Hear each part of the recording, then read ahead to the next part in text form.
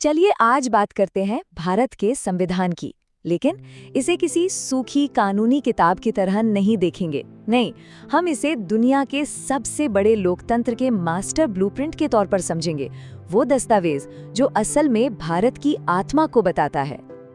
तो सवाल ये है कि इतनी ज्यादा विविधता, इतना लंबा और उलझा हुआ इतिहास, ऐसे देश को आप एक लोकतांत्रिक राष्ट्र में कैसे बदलेंगे? सोचिए, यही वो सबसे बड़ा चैलेंज था जो आजादी के वक्त हमारे संस्थापकों के सामने खड़ा था। उन्हें एक मास्टर प्लान चाहिए था, एक ऐसा ब्लूप्रिंट जो इस विशाल देश को एक साथ जोड़ सके और भविष्य के भारत की नींव रख सके। लेकिन देखिए, कोई भी नया ब्लूप्रिंट बनाने से पहले पुरानी इमारत को तो समझना पड़ेगा ना, उसे गिराना भी पड़ेगा। तो हमारे संविधान की कहानी भी यहीं से शुरू होती है, एक गुलाम देश से एक आजाद संप्रभु राष्ट्र बनने के सफर से। तो ये वो पड़ाव थे, वो सीढ़ियां थीं जिन पर चलकर भारत अपनी मंजिल तक पहुंचा। आप देखिए, 1773 के रेगुलेटिंग एक्ट से शुरुआत हुई, फिर 1919 और 1935 के गवर्नमेंट ऑफ इंडिया एक्ट्स आए और आखिर में 1947 का इंडियन इंडिपेंडेंस एक्ट। हर एक कानून के साथ ये एहसास और गहरा होता गया कि भारत को अपने नियम खुद लिखने होंगे। और हाँ, वो जो 1935 का एक्ट था ना, उसने तो आने वाले संविधान के लिए एक तरह से ढांचा ही तैयार कर दिया था।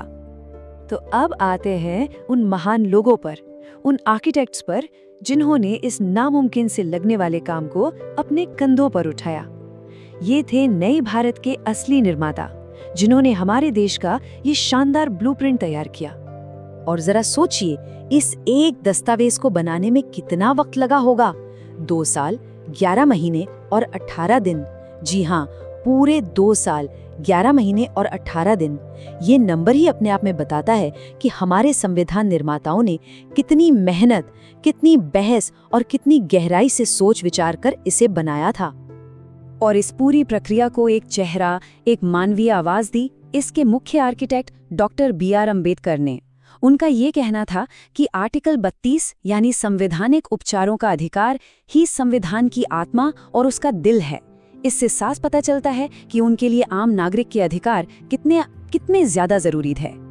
ठीक है, तो हर बड़े ब्लूप्रिंट की एक मजबूत नींव होती है ना? हमारे संविधान के लिए वो नींव है उसकी प्रस्तावना यानी प्रियम्बल, और ये कुछ बेहद जरूरी सिद्धांतों पर टिकी है।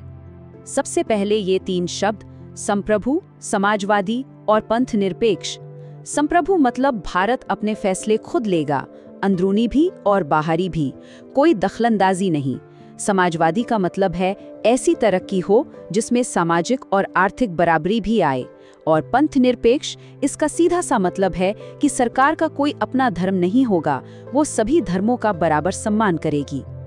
फिर आते हैं अगले 2 शब्द, लोकतांत्रिक और गणराज्य। लोकतांत्रिक तो हम सब जानते हैं, यानी सरकार जनता चुनती है।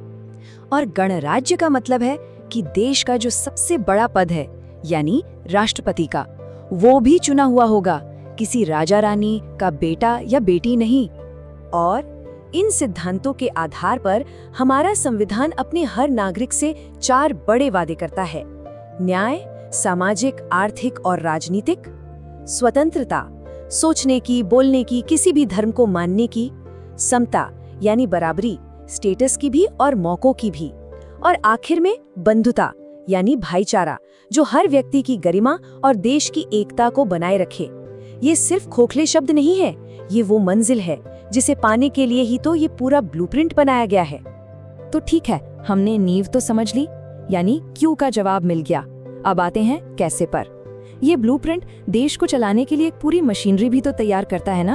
और इस मशीनरी के 3 बहुत अहम हिस्से हैं। ये देखिए, कितना आसान है। विधायिका मतलब हमारी संसद, जिसका काम है कानून बनाना। फिर है कार्यपालिका यानी सरकार, जो उन कानूनों को लागू करती है। और तीसरा स्तंभ है न्यायपालिका, हमारी अदालतें, जो ये देखती हैं कि कानूनों का सही मतलब निकाला जाए। इसी को कहते हैं सेपरेशन ऑफ पावर्स, यानी शक्तियों का बंटवारा। इसका मकसद सिर्फ एक है, ये पक्का करना कि कोई भी एक हिस्सा हद से ज्यादा ताकतवर ना हो जाए। अब हम इस ब्लूप्रिंट की एक आखिरी और शायद सबसे शानदार खासियत पर आते हैं। पता है क्या? इसे पत्थर की लकीर की तरह नहीं बनाया गया था, बल्कि इसे ऐसा डिजाइन किया गया कि ये देश के साथ साथ खुद भी बदल सके, विकसित हो सके। जरा इस नंबर पर नजर डालिए, 100 से ज़्यादा। 1950 से अब तक हमारे संविधान में 100 से भी ज़्यादा बार बदलाव किए जा चुके हैं। और ये क्या दिखाता है? ये दिखाता है कि हमारा संविधान कोई म्यूजियम में रखी चीज़ नहीं, बल्कि एक लिविंग डॉक्यूमेंट है, एक जीवंत दस्तावेज जो समय के साथ समाज की ज़रूरतों के हिसाब से खुद को बदलता रहता है। लेकिन इस लचीलेपन के साथ एक बहुत ज़रूरी सेफ्टी वॉल्व भी है, एक सुरक्षा कवच। इसे कहते हैं मूल संरचना का सिद्धांत या बेसिक स्ट्रक्चर डॉक्ट्रिन। ये आया 1973 के मशहूर केशवानंद भारती केस से। सुप्रीम कोर्ट ने एक सीधी सी बात कही, आप संविधान में बदलाव कर सकते हैं, लेकिन इसकी मूल संरचना यानी इसकी आत्मा को नहीं छू सकते। मतलब आप घर में रंग रोगन करवाइए, कमरे नए बनवाइए, लेकिन घर की नींव को हाथ नहीं लगा सकते। तो सवाल उठता है कि ये मूल संरचना आखिर है क्या चीज? देखिए, इसमें कुछ बहुत बुनियादी बातें हैं, जैसे संविधान ही सबसे ऊपर है, देश का लोकतांत्रिक और पंथ निरपेक्ष स्वरूप, सरकार के तीनों अंगों के बीच शक्तियों का बंटवारा। ये वो पिलर्स हैं, वो स्तंभ हैं जिन्हें कोई भी सरकार, कोई भी संशोधन हिला नहीं सकता। तो आखिर में एक बड़ा सवाल हमारे सामने आकर खड़ा होता है। 75 साल से भी ज्यादा का वक्त गुजर चुका है, तो क्या ये शानदार ब्लूप्रिंट आज के इस नए, आधुनिक और तेजी से बदलते भारत के लिए भी उतना ही सटीक है? ये एक ऐसा सवाल है जिसका जवाब हम सभी को मिलकर सोचना होगा। नमस्कार, आज हम बात करने वाले हैं उस एक दस्तावेज की जिसने भारत को बनाया। ये कहानी है हमारे संविधान की, एक ऐसी रूल बुक जो आज भी 1 अरब से ज्यादा लोगों की जिंदगी को दिशा देती है। जरा सोचिए, आजादी के ठीक बाद भारत के सामने सबसे बड़ा सवाल यही था। एक ऐसा देश जहां सैकड़ों भाषाएं हैं, अनगिनत धर्म हैं, इतनी सारी संस्कृतियां हैं, उसे एक नियम, एक पहचान के नीचे कैसे लाया जाए? ये एक बहुत बड़ी, एक ऐतिहासिक चुनौती थी। और इस चुनौती का जवाब था एक अकेला लेकिन बहुत शक्तिशाली वादा, और वो वादा था भारत का संविधान। ये सिर्फ कुछ कानूनों की किताब नहीं थी, बल्कि एक नए देश को बनाने का वादा था। तो चलिए इस कहानी में थोड़ा और गहरा उतरते हैं। इसकी शुरुआत होती है 1946 में कैबिनेट मिशन प्लान के साथ। इसी प्लान ने वो मंच तैयार किया जिस पर भारत के लिए एक नई नियम पुस्तिका यानी संविधान लिखा जाना था। मिशन साफ था, एक संविधान सभा बनाना। और ये काम कितनी तेजी से हुआ जरा देखिए।